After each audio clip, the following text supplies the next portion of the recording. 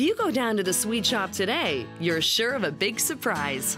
Because today's the day the gummy bears have their picnic. The tiny fruit gummies were first created in 1922 by German candy maker Hans Riegel Sr. But it took years for them to cross the ocean. Jelly Belly Candy Company introduced the bear-shaped gummies to North Americans in the 1980s. And fourth-generation candy maker Bill Kelly knows why these fruity bears were an instant hit. The gummy bear texture is unique among all candies because you can bounce them on your teeth, and most candies would melt, and gummy bears don't. The playful candies are made at Jelly Belly's Bear Den in North Chicago, Illinois. To start, sugar flows from an outdoor silo into a pressurized kettle. Followed by corn syrup and gelatin, which will help bind the ingredients together. The mix is cooked to form a slurry, a thicker base common when making gummies. And since Jelly Belly produces over 1 million gummy bears every hour, the kettle is continuously cooking up a slurry storm. Once cooked, the mix is piped over to a flavor kettle, where it'll get its fruity zest. The 5 flavors of gummy bears we make are cherry, lime, lemon, pineapple, and orange. Today, they're making cherry, which just happens to be the popular bear in town. The gummy bears in a bag are not even because we make more red, and that's the most popular flavor, cherry, so we make more of them. Food coloring and flavor are mixed until the slurry turns red as a cherry. At Jelly Belly, consistency is key, so Amador takes a color swab to ensure the red hue matches previous cherry batches. Once the batch is just right, the piping hot slurry travels to a mogul, where they'll take bear shape. The mogul is an ingenious machine, creating molds out of cornstarch to be reused time and time again. First, a bed of powdered cornstarch is deposited into trays. To create the bear mold, a metal template imprints hundreds of bear shapes. Then, the molded trays pass under a depositor, which fills 504 bears at a time with the cherry mix. Every year, Jelly Belly produces millions of gummy bears for a bear-sized picnic.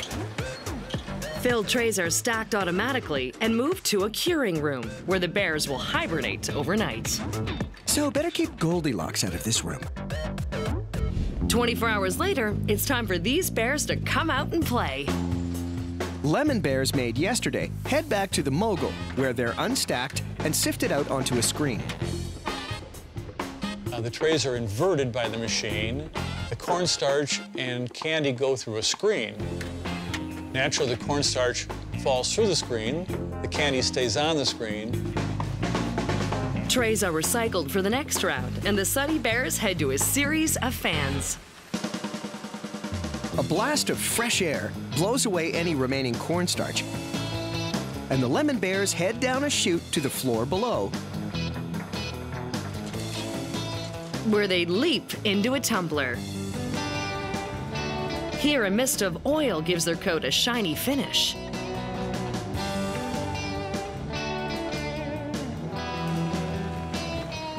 Slick bears are conveyed into trays and relocated to packaging.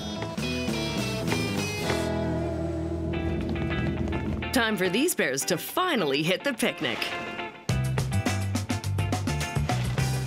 One tray at a time, the colorful bears are emptied onto a conveyor and mixed by hand.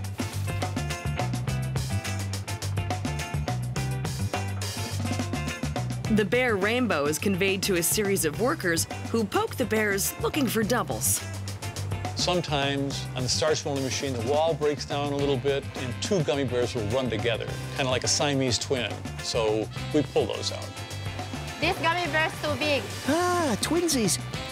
But don't be grisly. Siamese bears don't hold a grudge, as they're sold as seconds at the Jelly Belly flagship store. Bears that pass the inspection head up the mountain on a conveyor to a series of scales.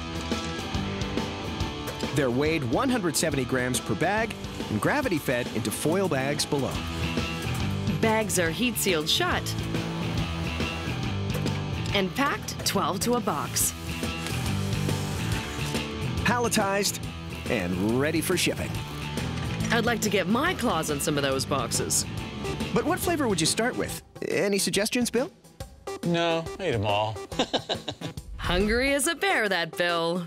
And with 5 flavors, there's one for Papa Bear, Mama Bear, and Baby Bear, too.